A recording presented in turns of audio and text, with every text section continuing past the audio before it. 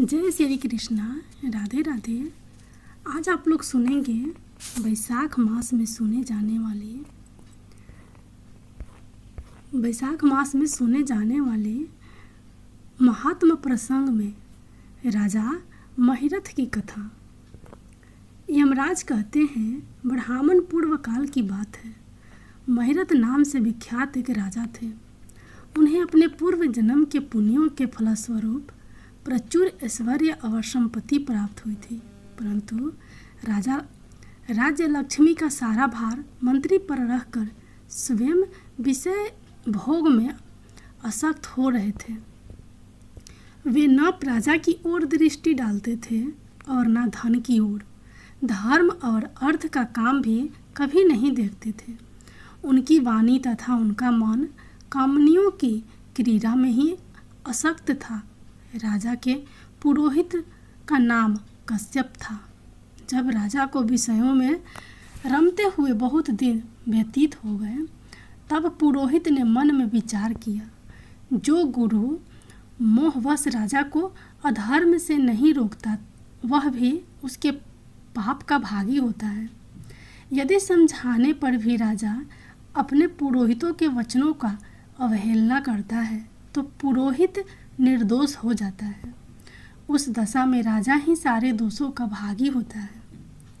कश्यप बोले, राजना, मैं तुम्हारा गुरु हूँ, अतः धर्म और अर्थ से युक्त मेरे वचनों को सुनो।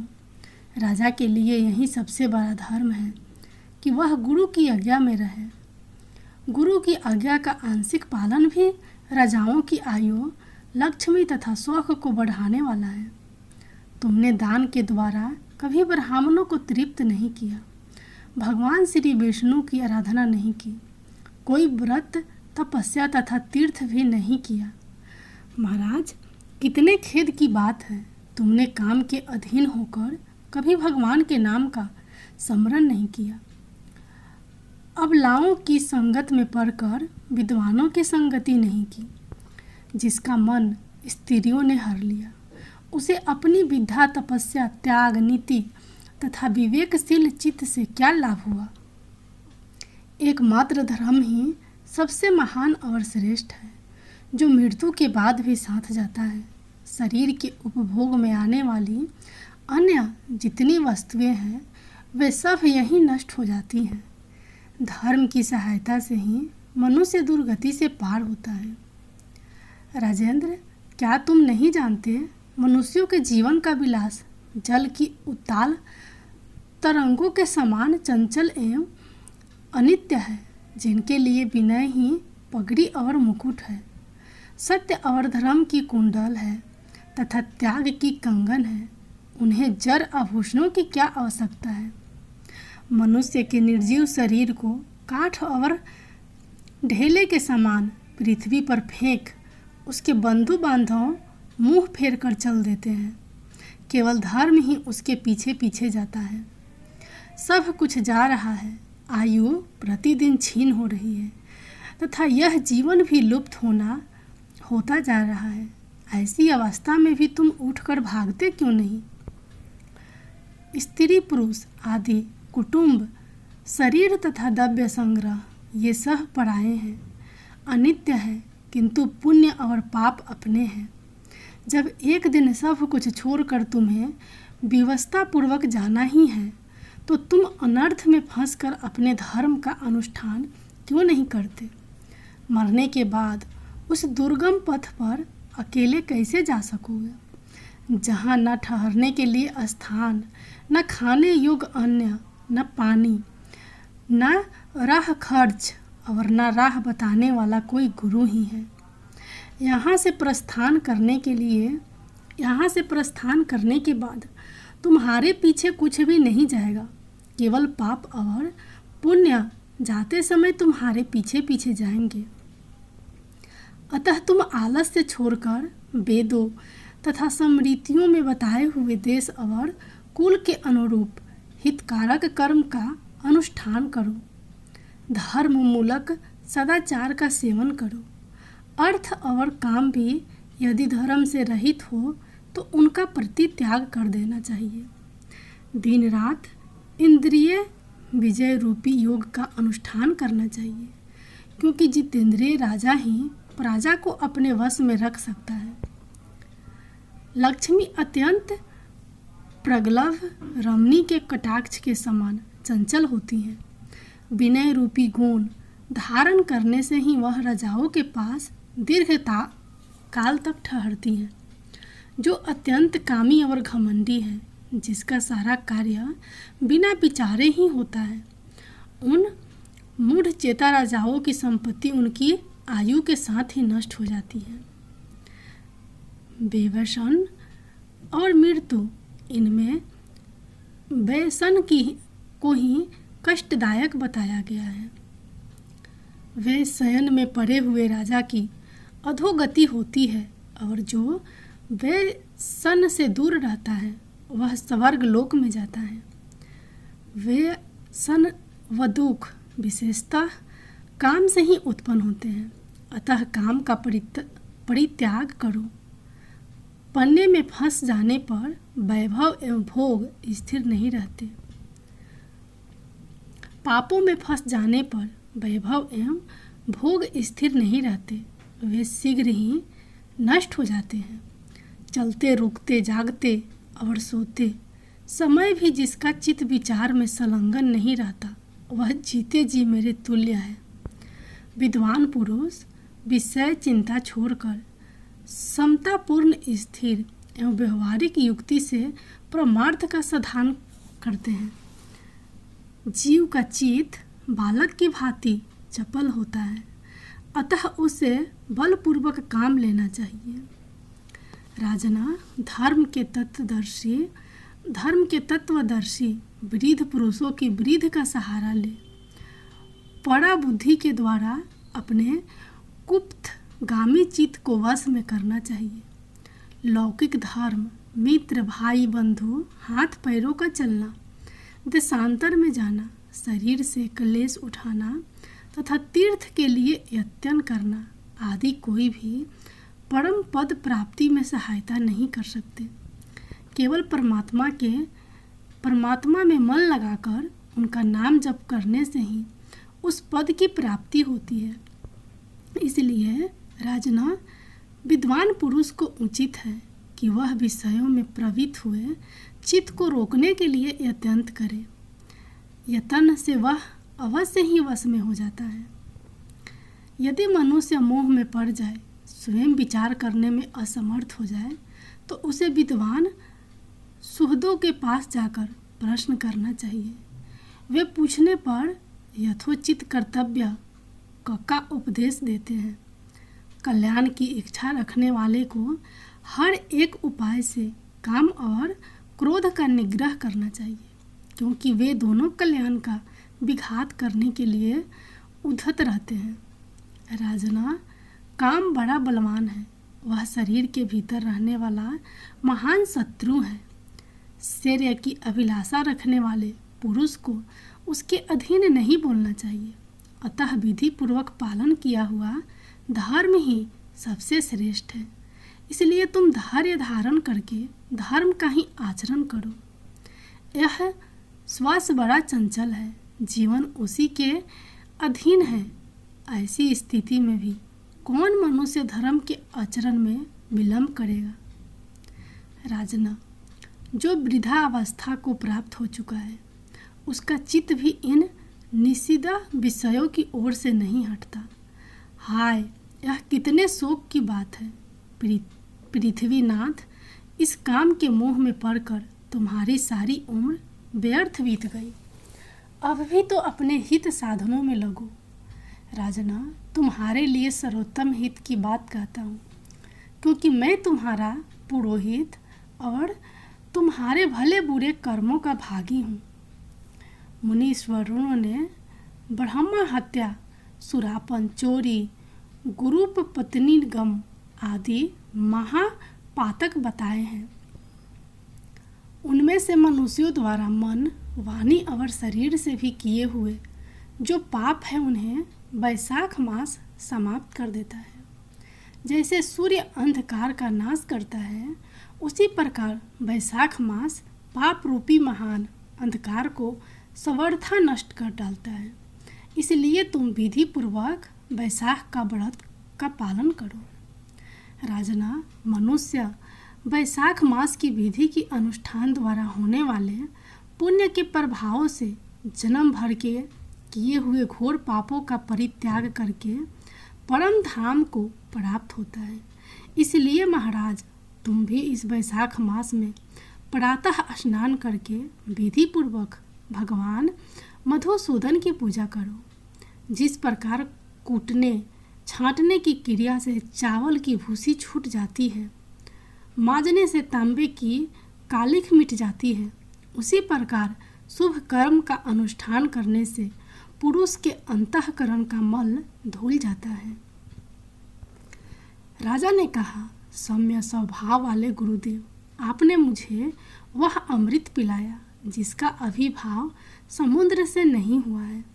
आपका वचन संसार रूपी रोग का निवारण तथा दुर्व्यसनों से मुक्त करने वाला द्रव्यहीन औषध है। आपने कृपा करके मुझे आज इस औषध का पान कराया है। विप्र, सत्य पुरुषों का समागम मनुष्यों को हर्ष प्रदान करने वाला, उनके पाप को दूर भागने वाला तथा जरा मृत्यु का अपहरण करने वाली संजीवनी बूटी है। इस पृथ्वी पर जो जो मनोरथ दुर्लभ माने गए हैं, वे सब यहाँ साधु पुरुषों के संग से प्राप्त हो जाते हैं। जो पापों का अपहरण करने वाली सत्यसंग की गंगा में स्नान कर चुका है, उसे दान, तीर्थ, सेवन, तपस्या तथा यज्ञ करने की क्या आवश्यकता है। प्रभु, आज के पहले मेरे मन में जो जो भाव उठते हैं, वे सब केवल काम सुख के प्रति लोभ उत्पन्न करने वाले हैं।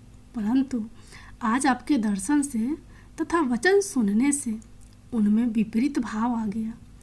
मूर्ख मनुष्य एक जन्म के सुख के लिए हजारों जन्मों का सुख नष्ट करता है, और विद्वान पुरुष एक जन्म से हजारों जन्म बना लेते हैं।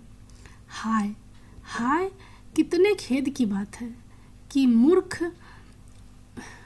मुझ मूर्ख ने अपने मन को सदा काम जनित रस के आस्वादन सुख में ही फंसाए रखने के कारण कभी कुछ भी आत्मकल्याण का कार्य नहीं किया।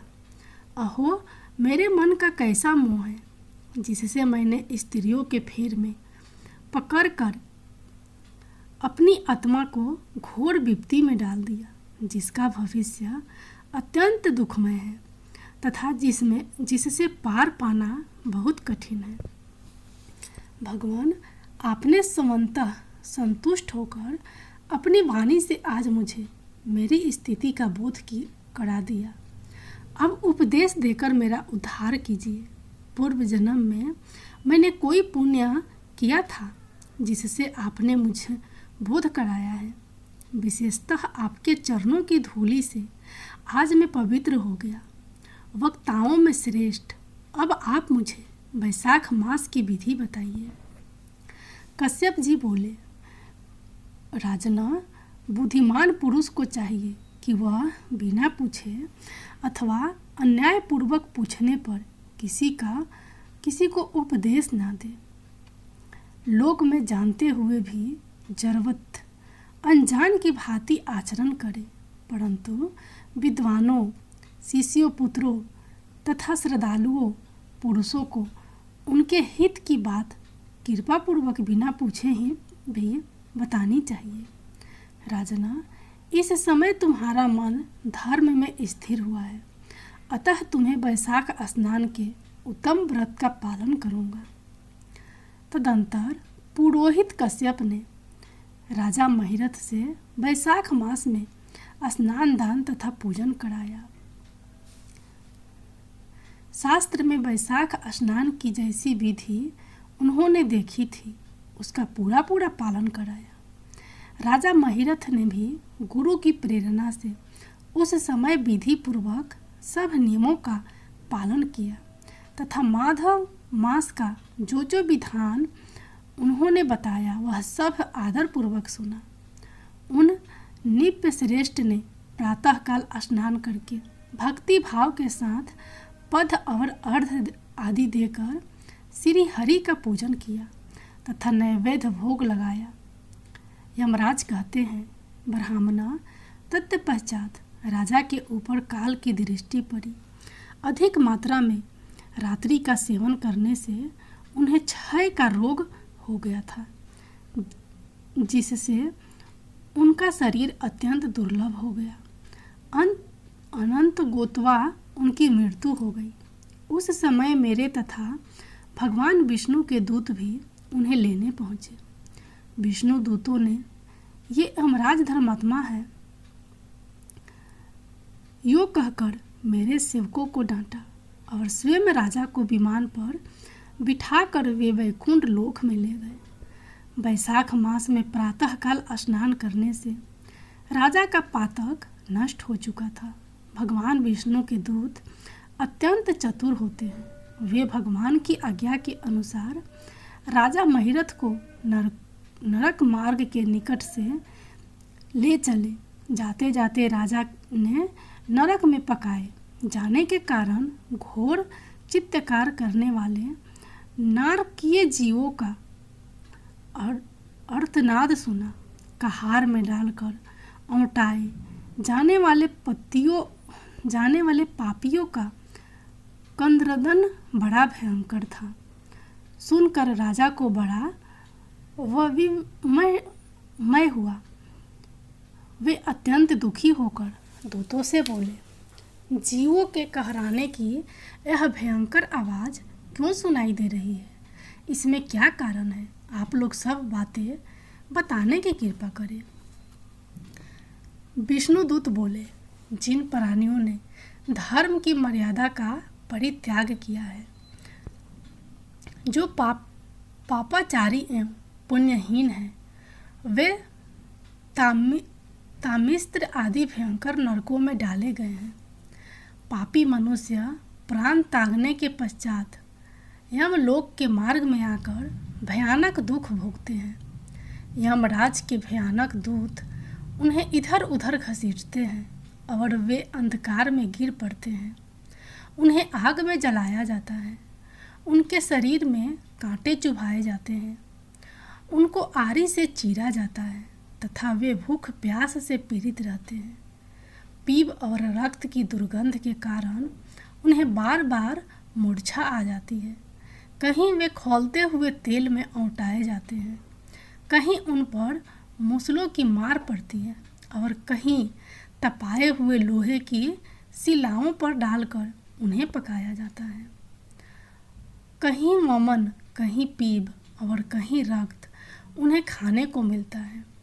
मुर्दों की दुर्गंध से भरे हुए करोड़ों नरक हैं, जहाँ सरपत्र वन है, शिलापात के स्थान है, जहाँ पापी शिलाओं पर पटके जाते हैं तथा वहाँ की समतल भूमि भी आग से तपी हुई होती है।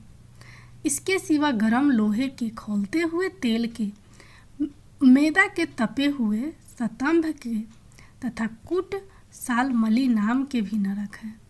छुरे, कांटे, कील और उग्र ज्वाला के कारण क्षोभ एवं भय उत्पन्न करने वाले बहुत से नरक हैं। कहीं तपी हुई बैतरनी नदी है, कहीं पीप से भरे हुए अनेकों कुंड हैं।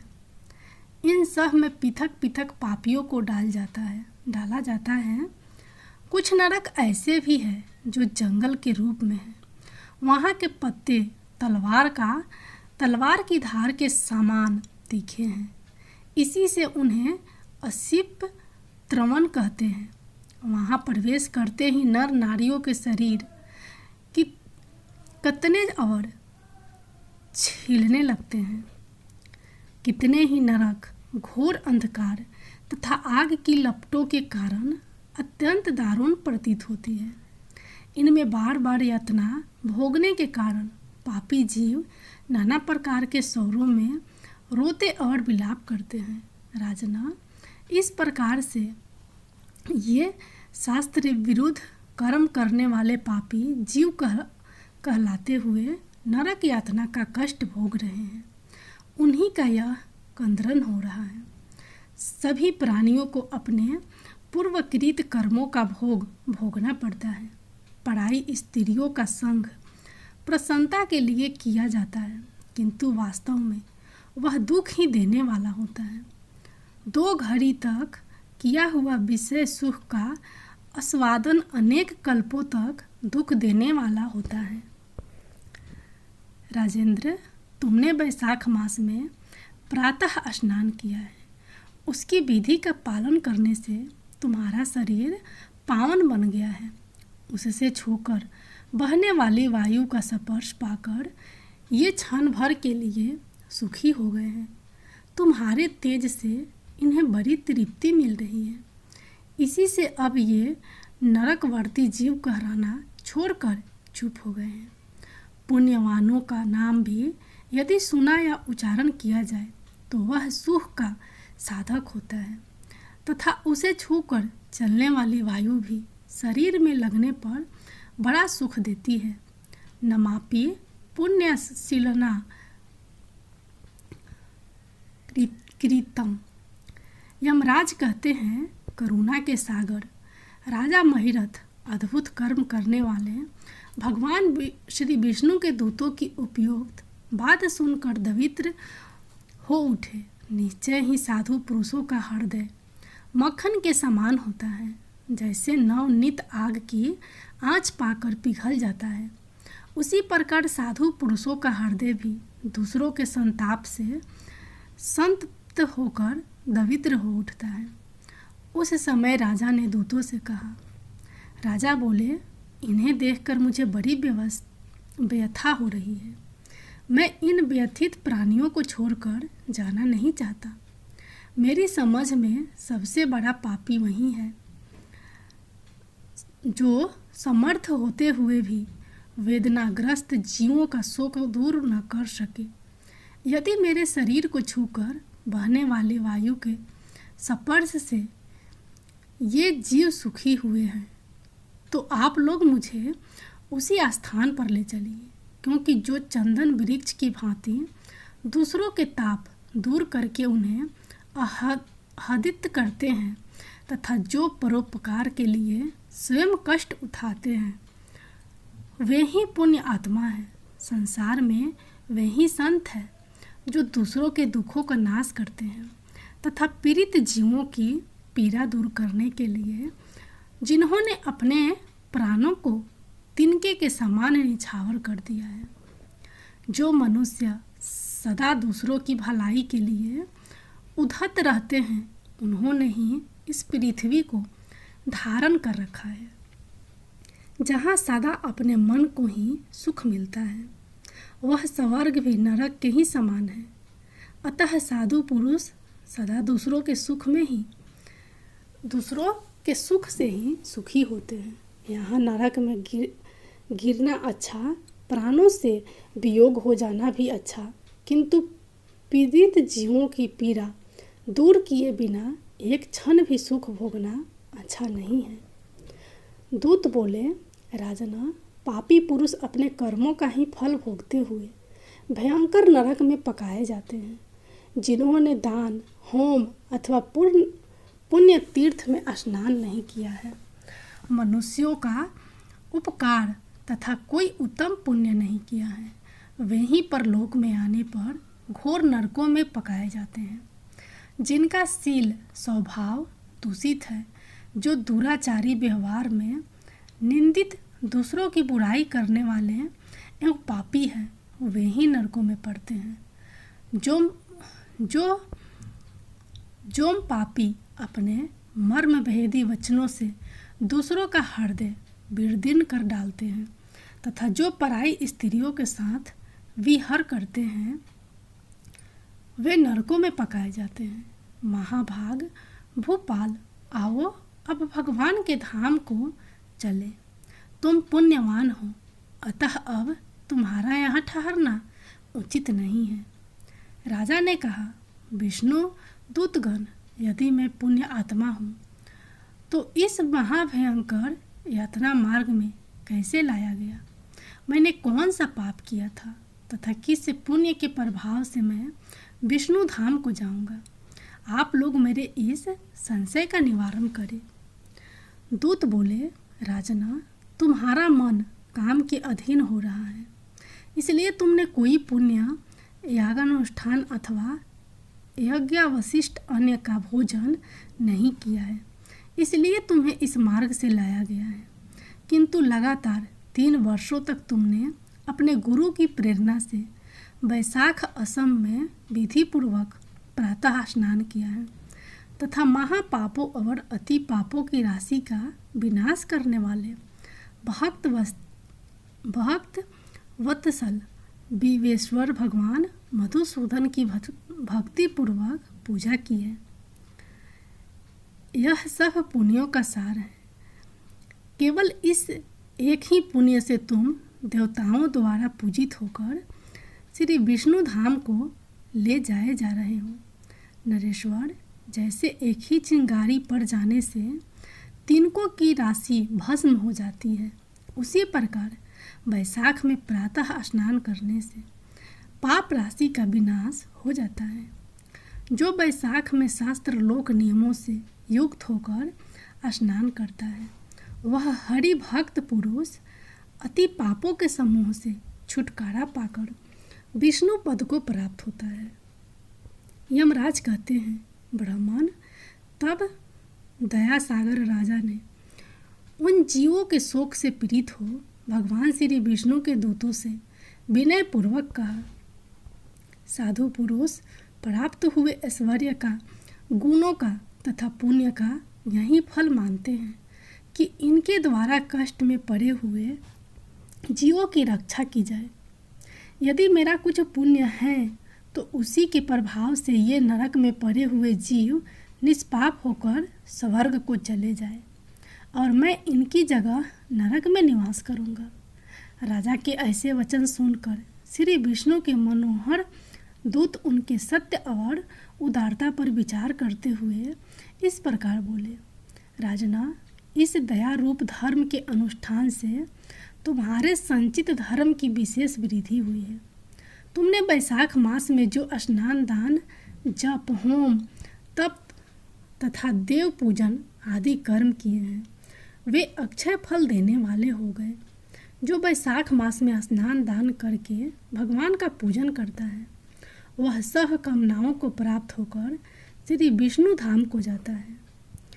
एक ओर तप, दान और यज्ञ आदि की शुभ क्रियाएं हैं और एक ओर विधि पूर्वक आचरण में लाया हुआ वैशाख मास का व्रत हो, तो यह वैशाख मास ही महान है। राजना, वैशाख मास में एक दिन का भी जो पुण्य है, वह तुम्हारे लिए सब दानों से बढ़कर है। दया के समान धर्म, दया के समान तप, दया के समान दान और दया के समान कोई मित्र नहीं है। पुण्य का दान करने वाला मनुष्य सदा लाख गुना पुण्य प्राप्त करता है। विशेषतः तुम्हारी दया के कारण धर्म की अधिक वृद्धि हुई है। जो मनुष्य दुखित प्राणियों का दुख से उद्धार करता है, वही संसार में पुण्यात्मा है। उसे भगवान नारायण के अंश से उत्पन्न समझना चाहिए। वीर, वैशाख मास की पूर्णिमा को तीर्थ में जाकर जो तुमने सब पापों का नाश करने वाला स्नान, दान आदि पुण्य किया है, उसे विधिवत भगवान श्री हरि को साक्षी बनाकर 3 बार प्रतिज्ञा करके इन पापियों के लिए दान कर दो, जिससे ये नरक से निकलकर स्वर्ग को चले जाए। हमारा तो ऐसा विश्वास है कि पीड़ित जंतुओं को शांति प्रदान करने से जो आनंद मिलता है, उसे मनुष्य स्वर्ग और मोक्ष में भी नहीं पा सकता। सौम्या, तुम्हारी बुद्धि दया एवं दान में दृढ़ है। इसे देखकर हम लोगों को भी उत्साह होता है। राजना, यदि तुम्हें अच्छा जान पड़े तो अब बिना विलंब किए इन्हें वह पुण्य प्रदान करो जो नरक यातना के दुख को दग्ध करने वाला है। विष्णु दूतों के यो कहने पर दयालु राजा महिरथ ने भगवान गदाधर को साक्षी बनाकर 3 बार प्रतिज्ञा पूर्वक संकल्प करके उनके पापियों के लिए अपन पुण्य अर्पण किया। वैशाख मास के एक दिन के ही पुण्य का दान करने पर वे सभी जीव यम यातना के दुख से मुक्त हो गए। फिर अत्यंत हर्ष में भरकर वे श्रेष्ठ विमान पर आरूढ़ हुए और राजा की प्रशंसा करते हुए उन्हें प्रणाम करके स्वर्ग को चले गए। इस दान से राजा को विशेष पुण्य की प्राप्ति हुई। मुनियों और देवताओं का समुदाय उनकी स्तुति करने लगा तथा वीर जगदीश्वर श्री विष्णु के पार्षदों द्वारा अभिनीत होकर उस परम पद को प्राप्त हुए जो बड़े बड़े योगियों के लिए भी दुर्लभ है। दिव्य श्रेष्ठ यह वैशाख मास और पूर्णिमा का कुछ महात्म्य यहाँ थोड़े में बताया गया। यह धन, यश, आयु तथा परम कल्याण प्रदान करने वाला है। इतना ही नहीं, इससे स्वर्ग तथा लक्ष्मी की भी प्राप्ति होती है। यह प्रशंसनीय महात्म्य अनंतःकरण को शुद्ध करने वाला और पापों को धो डालने वाला है। माधव मास का यह महात्मा भगवान माधव को अत्यंत प्रिय है। राजा महिरथ का चरित्र और हम दोनों का संवाद सुनने, पढ़ने तथा विधि पूर्वक अनुमोदन करने से मनुष्य को भगवान की भक्ति प्राप्त होती है, जिससे समस्त कलेशों का नाश हो जाता है।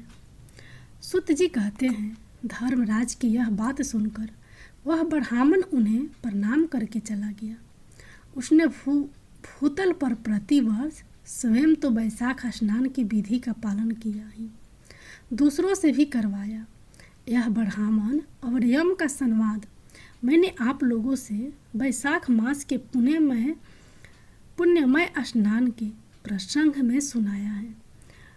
को एकत्रित होकर वैशाख मास के महात्मा का श्रवण करता है, वह सब पापों से मुक्त होकर श्री विष्णु के परम पद को प्राप्त होता है। जय विष्णु भगवान, जय माता लक्ष्मी।